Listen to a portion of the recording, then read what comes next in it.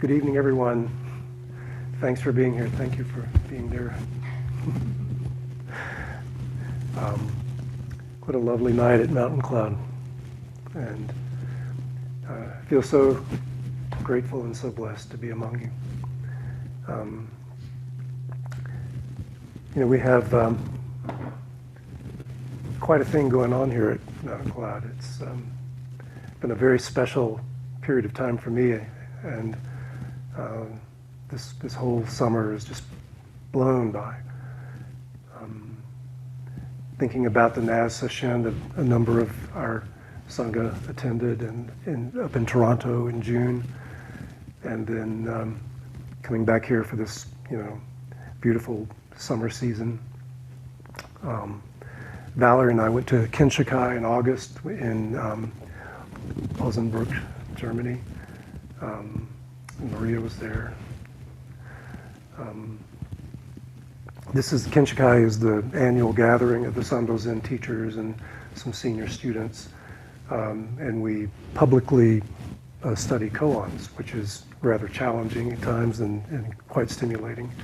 And we also get to be in session mode for a lot of the time, and then we also get to socialize and reconnect with old friends. So that's always a joy. And it was augmented for me this year.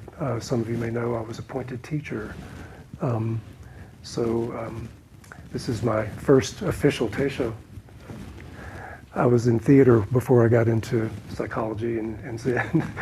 and we had there is a tradition in British theater that one of my favorite theater people was Peter Brook, a very experimental guy. And he has a book called The Empty Space, wherein he talks about his first gig as a director for the Royal Shakespeare Company. And there was a tradition in England, if this was your first gig, they said it was your second. And the first one was great, so everybody's in great hands. So this is my second teisho, okay?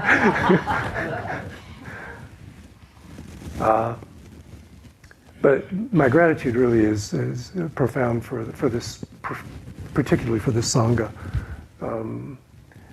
We hear the residents. How many residents are here? Like 1 million. Yeah. Half of them. And I meet with them very regularly. I'm here in the mornings to sit with them and to hang out with them and do a little guidance. And I'm just hearing that they're getting this feedback all the time from the local community about how welcoming the place is, and that's largely due to them, and how pretty the place looks. That's mostly entirely due to them. And we have some volunteers in the community who help out so much too. But in the middle of all of this summer, there was this enormous kind of renovation, an enormous kind of... Sound okay? Oh, I can take it off.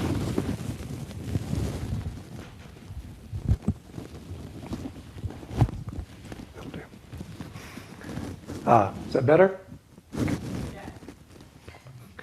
But we had this major renovation here. John was a major part of that, the stucco was all redone.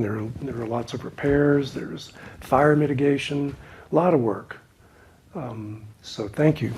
And I think it was very expensive also. And I'll get to that in a minute. We had this amazing event over the Labor Day weekend, as most of you know. It was the 40th anniversary of Mountain Cloud. And 20 or so of the original members, the founders, were here. Only a few still practice with us, Will and John Wan and Lucy, and there may be a few others, but these are our regulars. And but these 20-odd folks came. I don't mean that they were odd.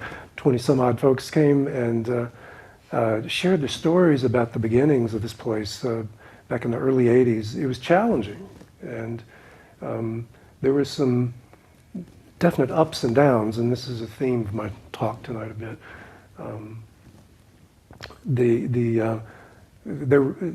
They were brought here by Philip Kapleau, who was the teacher at Rochester Zen Center. And he wanted to have a place out west. So I think they checked out places in Colorado, and then they checked out several places around here, and they met lots of resistance or had obstacles to getting a place. I think part of that was local residents didn't want anything that was non-residential around them, or some didn't want anything weird like Zen around them, where we sacrifice goats and all that stuff, you know, as we do. So as I understood what they said, the city was able to block a lot of the sales that were almost, you know, completed. But one of our members, well, a couple, Stephen and Margie Hughes, managed to get around that by donating this land. This land was in Stephen's family for a couple of generations at least, and he donated it, and the city couldn't block that. So, and a cranky neighbor, El Diablo or something, Tigre, he was nicknamed Casa de Tigre, didn't want to see it, you know, he didn't mind us being here, he just didn't want to look at us. So we were going to build way up high on the hill, but he asked if he could buy the land up there so that it would keep us out of his sight, and he paid a pretty penny for it. So that helped us build. The other thing that helped us build, and this I'm getting around to the money thing here, was that the Rochester Zen Center had 800 or so members, and a call was put out to them to contribute to this project, and 100% of them did. So that's inspiring. And I am really humbly grateful for the generosity of this community. So don't get me wrong, but Sarah, our executive director, just thought, yes, we got to do that too. You know, we got to ask for 100% participation from everyone who's a member here, local and remote. I think that's happening. One of our board members, Brian, put out a flash challenge to the staff and the board to contribute, and he was going to match the funds, and within a day that happened. You know, so that was exciting. We have some momentum going, but as I said, it was an expensive year, and we missed out on some revenue that we were counting on. So that's just left us a little bit in the red for the year. So please, you know, okay, enough.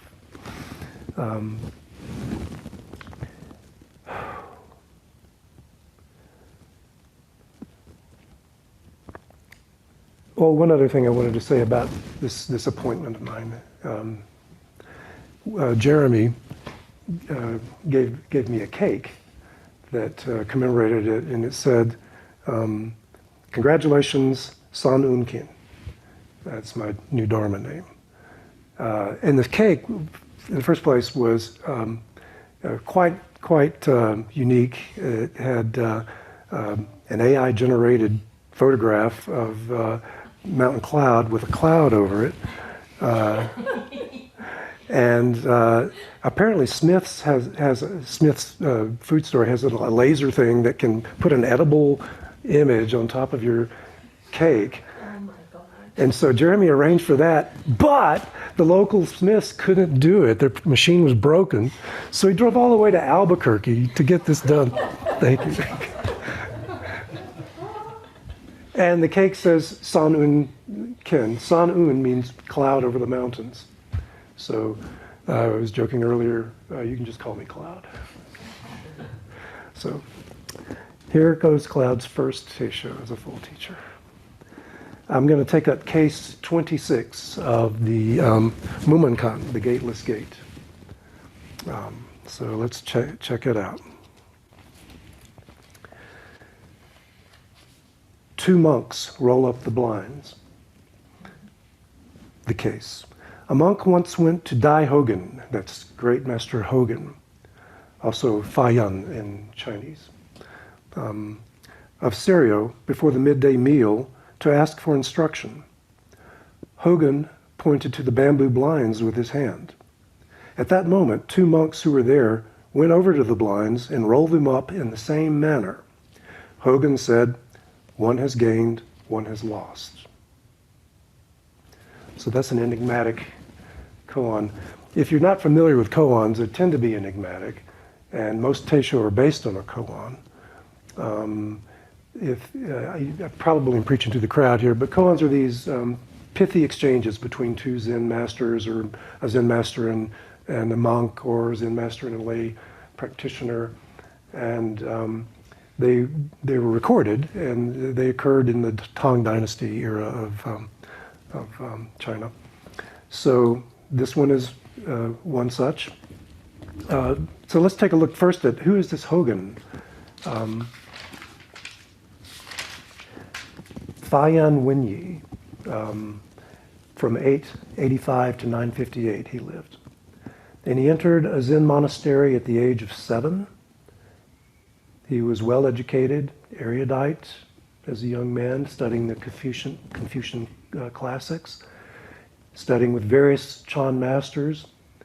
And as was the tradition, he went on Angya, this pilgrimage, with 3 other monks, I think. And that was a tradition. You would go and travel to different practice centers, different masters, and sort of test yourself against them, or test them, and deepen your insight that way. And they got sidetracked by a snowstorm, and were forced to stay at the Daizang Monastery, where Jizo or Lohan Yinchen, is that close, Maria? Yeah. Okay. Anyway, Jizo is the Japanese name for that fellow, and he was the abbot here at Daizang Monastery. And then, so there was this exchange between Hogen and Jizo, which is recorded in the Shoyoroku 20. It's various translations, but the case goes, Jizo asked, well, the title is That's It, or Not Knowing is Most Intimate. So Jizo asked Hogen, "Where are you going, senior monk?" Hogen said, "I'm on pilgrimage, wandering with the wind."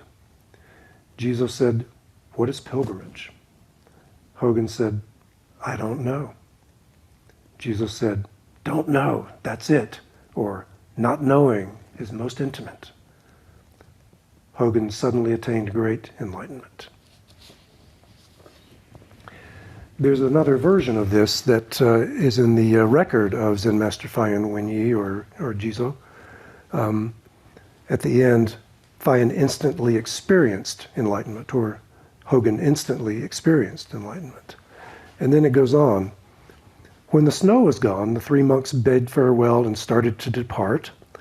And Jizo accompanied them to the gate and asked, "I've heard you say several times that the 3 realms are only mind, and the myriad dharmas are only consciousness." Jizo then pointed to a rock lying on the ground by the gate and said, "So do you say that that rock is inside or outside of your mind?" Hogen said, "Inside." Jizo said, "How can a pilgrim carry such a rock in his mind while on pilgrimage?" Heavy.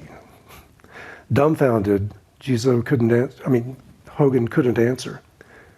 He put his luggage down by Jizo's feet and asked him to clarify the truth. So each day for the next month or so, Hogen spoke about the way with Jizo and demonstrated his understanding. Jizo would always say, "The Buddha Dharma isn't like that." Finally, Hogen said, "I've run out of words and ideas." Jizo said, "If you want to talk about Buddha Dharma, everything you see embodies it." At these words, Jizo Hogen experienced great enlightenment.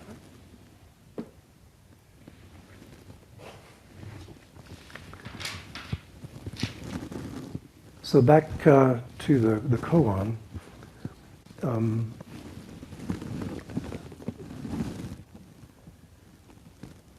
There's different ways to look at it. sort of ever increasingly deep ways, I would say. The first is a sort of a checking of the monks when he says one has gained, one has lost. Hogen is checking to see perhaps what the reaction of these monks might be. Rather like when Master Joshu goes to the hermitage of two different monks and to their huts and examines them with the same question, and they give the same answer, but his reaction to one is nothing going on here, basically, and the water's too shallow for such a ship as me to dock, and the other one, same gesture. He basically asks, "What's the way?" and the monk just raises his hand, his fist, and Joshu says, bows in great respect. You've really shown me, the truth there. So this is rather like that, perhaps. These two monks rolling up the blinds in exactly the same way. One is gained, one is lost. He's checking to see what their reaction might be. If either of them is either, disappointed or prideful, they lose. What he's looking for there is equanimity. Whether you've gained or lost, no difference. So that, as I say, is a sort of a more shallow way to look at the koan, a practice level way, you might say.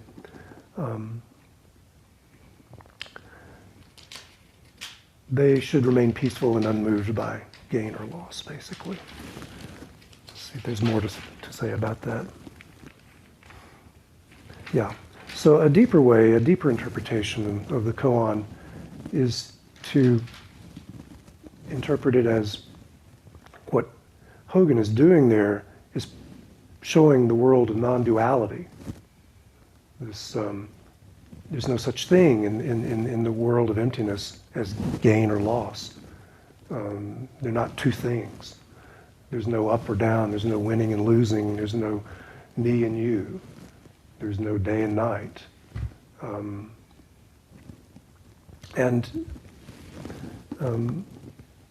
This level is not looking for the reaction of the monks, but really perhaps pointing subtly to this world, and it's for the monk who's asking for instruction, and it's for us to see this absence of duality. Zen Master Hogen says that gain is delusion and loss is enlightenment. He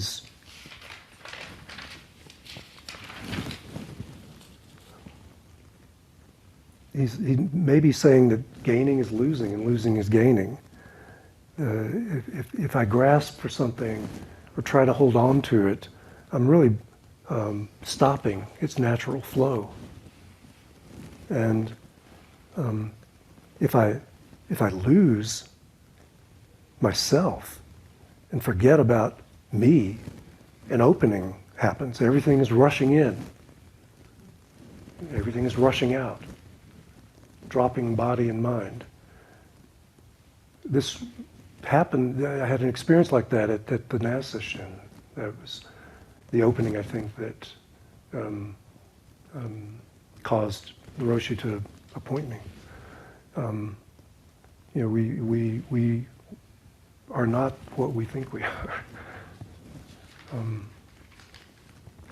And there's a fruitful darkness, as Joan Halifax would say, to the loss of self, And in the Bodhisattva Path, her book and the book we read prior to that, Norman Fisher's The World Could Be Otherwise, strong message that these losses, this darkness, these dark times are actually essential for the Bodhisattva's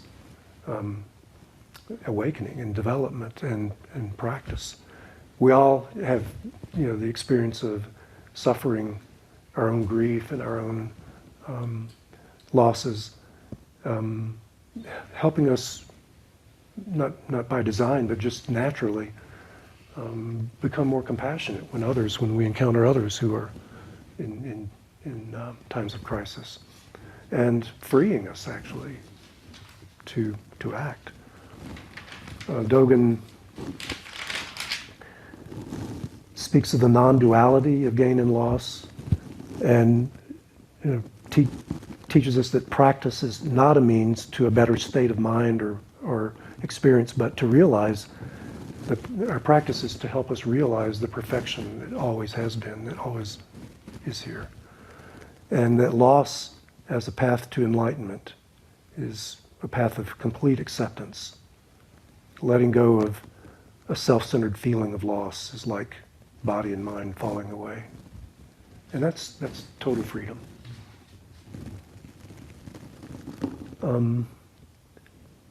Yet another level to this koan is that what Hogen is doing with this gesture, forget about the words, just he's showing us the entirety of everything, the whole world right there. And it's empty. It's like Joshu's mu, it's like Gute's one finger. It's like the oak tree. He's just giving us everything. And when he says no gain, no loss, he's not even talking. He's not even there. This level of insight, of no gain and no loss.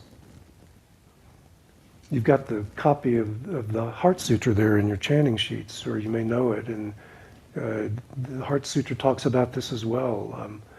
The part starts with no eye, ear, nose, tongue, body, mind, no color, sound, smell, taste, touch, thing, no realm of sight, no realm of consciousness, no ignorance, no ending to ignorance, no old age and death, no ceasing of old age and death, no suffering, no cause of suffering, no ending to suffering, no path, no wisdom, and no gain. No gain. Thus, bodhisattvas have no fear. And poets know about this. Two of my favorite singer-songwriters are from Canada. Leonard Cohen, I think, is touching on this in his song Anthem when he says there's a crack in everything, and that's how the light gets in. And Joni Mitchell in her early song Clouds, something's lost and something's gained by living every day.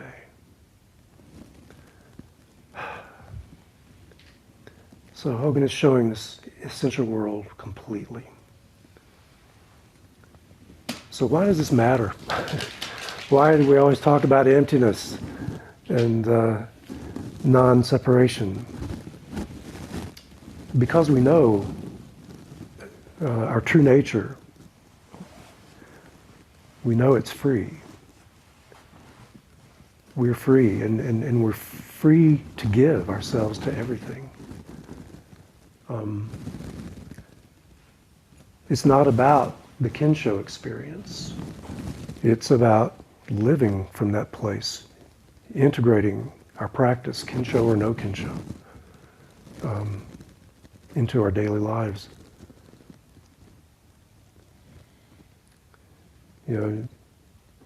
It's pretty hard to gather without acknowledging the pain and suffering in the world. Always has been, there always will be, I suppose, but it seems so fraught now and scary. And can we practice with that, with no gain, no loss? I mean, I didn't like the way the election turned out. So this bodhisattva practice of patience comes to mind. It's like acceptance, which isn't passive at all, but rather, if there's anything quiet about it, it's perhaps a opportunity to reconnect to our source and refuel, and then get up and go. That's what bodhisattvas do. We vow these things practically every day in the Sendo, and to really remotely approach that kind of perfection, there's nothing to do but drop ourselves and forget about gain and loss.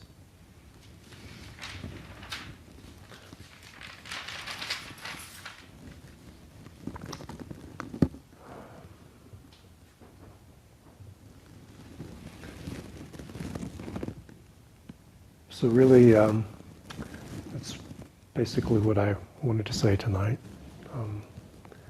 Again, deep, deep gratitude for everyone's practice, for this amazing place, this opportunity, and this time. And may all beings be free. May all beings be happy.